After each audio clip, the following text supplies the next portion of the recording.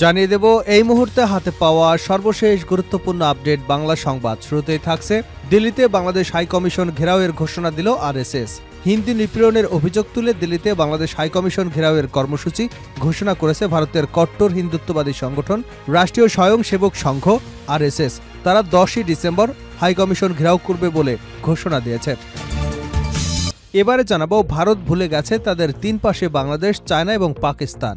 জাতীয় গণতান্ত্রিক পার্টি জাকপার সহসভাপতি দলীয় মুখপাত্র রাশেদ প্রধান বলেছেন, ভারত মনে করে বাংলাদেশের তিন পাশে ভারত, ফলে বাংলাদেশ চাপে আছে। কিন্তু ভারত ভুলে গেছে তাদের তিন পাশে বাংলাদেশ, চায়না এবং পাকিস্তান। ভারত নিজে এখন ত্রিমুখী চাপে দিশেহারা হয়ে তাই মিথ্যাচারে লিপ্ত হয়েছে।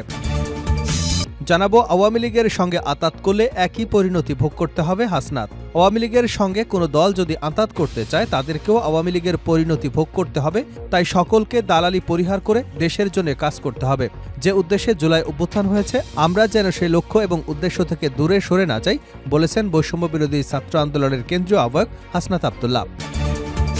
এদিকে বাংলাদেশ সকল রাষ্ট্রের সঙ্গে বন্ধুত্ব চায়, প্রভুত্ব নয়। বিএনপির যুগ্ম মহাসচিব সৈয়দ ইমরান সালে প্রিন্স বলেছেন, যুদ্ধ করে দেশ স্বাধীন হয়েছে, অন্য কোনো দেশের চোখরাঙানি দেখার জন্য নয়। ফ্যাসিবাদ মুক্ত বাংলাদেশ প্রতিবেশী সহ সকল রাষ্ট্রের সঙ্গে বন্ধুত্ব চায়, প্রভুত্ব বা আধিপত্য নয়।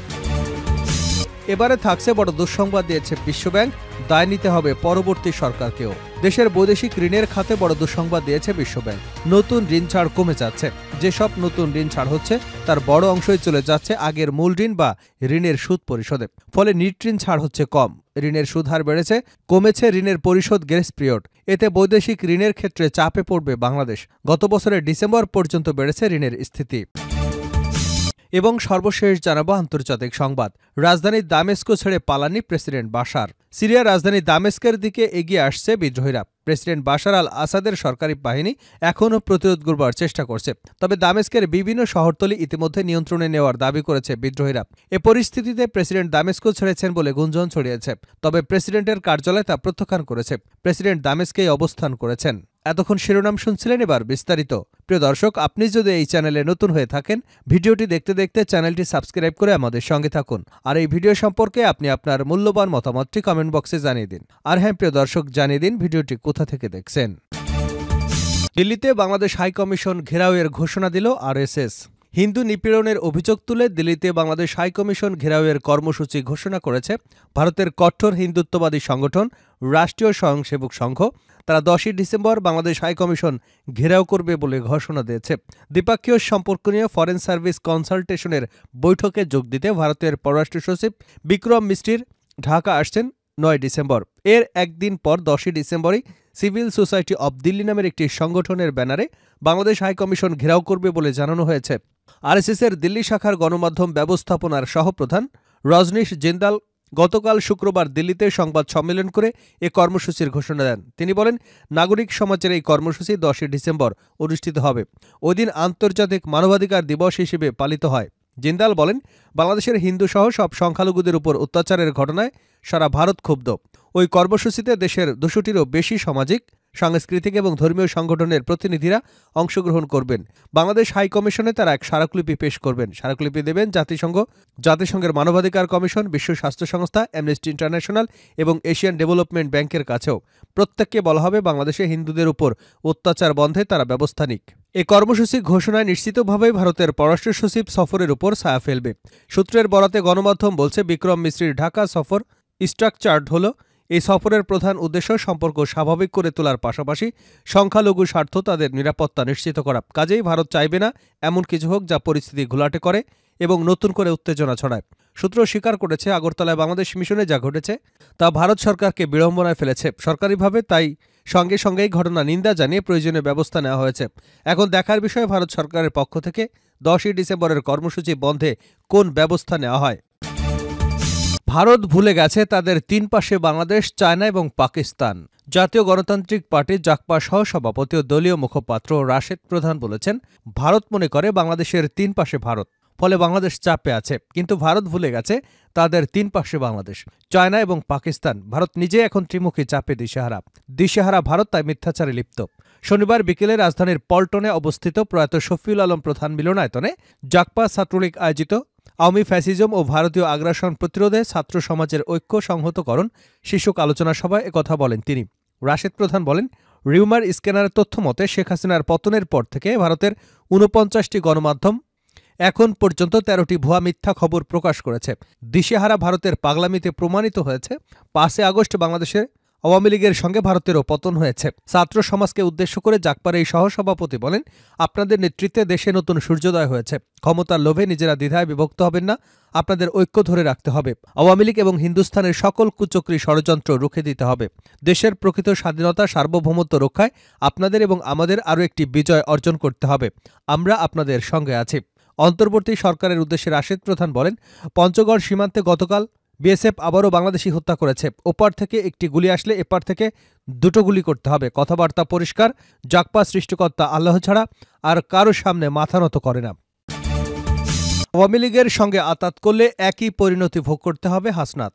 আওয়ামী লীগের সঙ্গে কোনো দল যদি আঁতাত করতে চায় তাদেরকেও আওয়ামী লীগের পরিণতি ভোগ করতে হবে। তাই সকলকে দালালি পরিহার করে দেশের জন্য কাজ করতে হবে। যে উদ্দেশ্যে জুলাই অভ্যুত্থান হয়েছে তা যেন সে লক্ষ্য থেকে এবং উদ্দেশ্য থেকে দূরে সরে না যায় বলেছেন বৈষম্যবিরোধী ছাত্র আন্দোলনের কেন্দ্রীয় সমন্বয়ক হাসনাত আব্দুল্লাহ। শনিবার বিকেলে লাকসাম সরকারি পাইলট হাই স্কুল মাঠে আয়োজিত বৈষম্যবিরোধী ছাত্র আন্দোলনের কেন্দ্রীয় সমন্বয়ক জুলাই বিপ্লবের বীর সেনানীদের সংবর্ধনা অনুষ্ঠানে মত বিনিময় সভায় প্রধান অতিথির বক্তব্যে এসব কথা বলেন তিনি। হাসনাত বলেন, বৈষম্যবিরোধী ছাত্র আন্দোলনের ডাকে ফ্যাসিস্ট হাসিনা দেশ থেকে পালিয়েছে। আওয়ামী লীগের দোসরা আবারও মাথাছাড়া দেওয়ার চেষ্টা করছে। তাই দেশের ১ ইঞ্চি মাটিও কোনো ফ্যাসিস্ট আওয়ামী লীগের ঠাঁই দেওয়া হবে না। তিনি বলেন, জুলাই আন্দোলনে শহীদদের রক্তের বিচার এবং গত ১৫ বছরে গুমখুনের বিচার না হওয়া পর্যন্ত আওয়ামী লীগের কোনো পুনর্বাসন হবে না। আগামী দিনে কোনো সরকার যেন ফ্যাসিস্ট এবং তাদের দোসর হিসেবে প্রতিষ্ঠিত হতে না পারে, ছাত্র সমাজকে সেদিকে লক্ষ্য রাখতে হবে। তিনি আরও বলেন, কুমিল্লার ছেলেরা মার খেয়ে বসে থাকতে জানে না। আন্দোলনের সময় কুমিল্লা ছাত্রদের সাহসিকতা আমাদের অনুপ্রেরণা জুগিয়েছিল। তাই কুমিল্লাবাসীর প্রত্যাশা, কুমিল্লা নামেই বিভাগ ঘোষণা করা হবে। বৈষম্যবিরোধী ছাত্র আন্দোলনের কেন্দ্রীয় আহ্বায়ক বলেন, বাঙালি জাতি যখনই কোনো ক্রান্তিলগ্নে গিয়ে দাঁড়িয়েছে তখনই ছাত্র সমাজ ঐক্যবদ্ধ হয়ে তার জবাব দিয়ে আসছে। জুলাই বিপ্লবে ছাত্রদের ত্যাগের বিনিময়ের হিসাবে আমাদের সকলকে শিক্ষা ও সিদ্ধান্ত নিতে হবে যে রাষ্ট্র সংস্কার ছাড়া কোনো নির্বাচন নয়। পাশাপাশি আগামী দিনে কোনো সরকার যেন ফ্যাসিস্ট হয়ে না ওঠে সেদিকেও সবাইকে লক্ষ্য রাখতে হবে। বাংলাদেশ সকল রাষ্ট্রের সঙ্গে বন্ধুত্ব চায়, প্রভুত্ব নয় প্রিন্স। বিএনপির যুগ্ম মহাসচিব সৈয়দ ইমরান সালে প্রিন্স বলেছেন, যুদ্ধ করে দেশ স্বাধীন হয়েছে, অন্য কোনো দেশের চোখ রাঙানি দেখার জন্য নয়। ফ্যাসিবাদ মুক্ত বাংলাদেশে প্রতিবেশী সহ সকল রাষ্ট্রের সঙ্গে বন্ধুত্ব চায়, প্রভুত্ব বা আধিপত্য নয়। শনিবার বিকেলে হালুয়াঘাট মুক্ত দিবস উপলক্ষে হালুয়াঘাট পৌর শহরের জৈতা মহিলা মার্কেট প্রাঙ্গণে এক আলোচনা সভায় তিনি একথা বলেন। ময়মনসিংহ উত্তর জেলা জাসাসের উদ্যোগে এক আলোচনা সভা অনুষ্ঠিত হয়। আলোচনা সভার পর নাটক অনুসন্ধান মঞ্চস্থ হয়। আলোচনা সভায় ইমরান সালে প্রিন্স বলেন, বাংলাদেশের জনগণের আত্মনিয়ন্ত্রণের অধিকার লক্ষ লক্ষ শহীদের রক্তে কেনা, কারো দয়ায় নয়। বাংলাদেশের শাসন ক্ষমতার পরিবর্তন জনগণের ইচ্ছায়, অন্য কোনো দেশের ইচ্ছায় হবে না। তিনি বলেন, বিগত ১৫ বছর আওয়ামী লীগ প্রতিবেশী দেশ ভারতের সহযোগিতায় জনগণের আত্মনিয়ন্ত্রণের অধিকার কেড়ে নিয়ে প্রহসনের সৃষ্টি করেছিল। জনগণ তাদের অধিকার প্রতিষ্ঠা করতে মরণপণ সংগ্রাম করেছে। আওয়ামী লীগ জনগণের উপর নির্মম দমনপীড়ন চালিয়েছে, কর্তৃত্ববাদী দুঃশাসনের এবং ভারতের আধিপত্য বিস্তার করে দেশের স্বাধীনতার সার্বভৌমত্ব বিপন্ন করেছে। তিনি আরও বলেন, ছাত্র জনতার গণবিপ্লবে ফ্যাসিস্ট হাসিনার পতন ঘটলেও প্রতিবেশী ভারত তা মেনে নিতে পারেনি। গণহত্যাকারী ফ্যাসিস্ট হাসিনাকে ভারত আশ্রয় দিয়ে ভারত বাংলাদেশের জনগণের বিরুদ্ধে অবস্থান নিয়েছে। এখন আবার ফ্যাসিস্ট হাসিনাকে পুনর্বাসনের জন্য অন্যায় প্রচেষ্টা চালাচ্ছে। তিনি মহান মুক্তিযুদ্ধের চেতনায় ছাত্র গণবিপ্লবের আকাঙ্ক্ষা ধারণ করে সকল ষড়যন্ত্র নস্যাৎ করবার চক্রান্ত করে রক্তে কেনা স্বাধীনতা সার্বভৌমত্ব নস্যাৎ করতে চাচ্ছে। শেষ করছে আন্তর্জাতিক সংবাদ দিয়ে। রাজধানী দামেস্কো ছেড়ে পালাননি প্রেসিডেন্ট বাশার। সিরিয়ার রাজধানী দামেস্কের দিকে এগিয়ে আসছে বিদ্রোহীরা। প্রেসিডেন্ট বাশার আল আসাদের সরকারি বাহিনী এখনও প্রতিরোধ করবার চেষ্টা করছে। তবে দামেস্কের বিভিন্ন শহরতলি ইতিমধ্যে নিয়ন্ত্রণে নেওয়ার দাবি করেছে বিদ্রোহীরা। এ পরিস্থিতিতে প্রেসিডেন্ট দামেস্কো ছেড়েছে বলে গুজব ছড়িয়েছে। তবে প্রেসিডেন্টের কার্যালয় তা প্রত্যাখ্যান করে বলেছে, প্রেসিডেন্ট দামেস্কেই অবস্থান গ্রহণ করেছেন। শনিবার প্রেসিডেন্ট বাশারের কার্যালয় থেকে এক বিবৃতিতে বলা হয়, কিছু বিদেশি গণমাধ্যম গুজব এবং ভুয়া খবর ছড়িয়ে দিচ্ছে। দাবি করা হচ্ছে প্রেসিডেন্ট দামেস্কো ছেড়েছেন বা দ্রুত অন্য দেশে চলে গেছেন, কিন্তু তা সত্য নয়। প্রেসিডেন্ট জাতীয় ও সাংবিধানিক কাজে ব্যস্ত রয়েছেন এবং রাজধানী দামেস্কেই রয়েছেন। গত বুধবার রাতে বিদ্রোহী গোষ্ঠীগুলো আকস্মিক হামলা চালিয়ে বাশারের বাহিনীকে পিছু হটতে বাধ্য করেছে। গত ২৭শে নভেম্বর হায়াত তাহরির আল শাহেম নেতৃত্বে বিদ্রোহী গোষ্ঠীগুলো সরকারি বাহিনীর উপর আকস্মিক হামলা শুরু করে।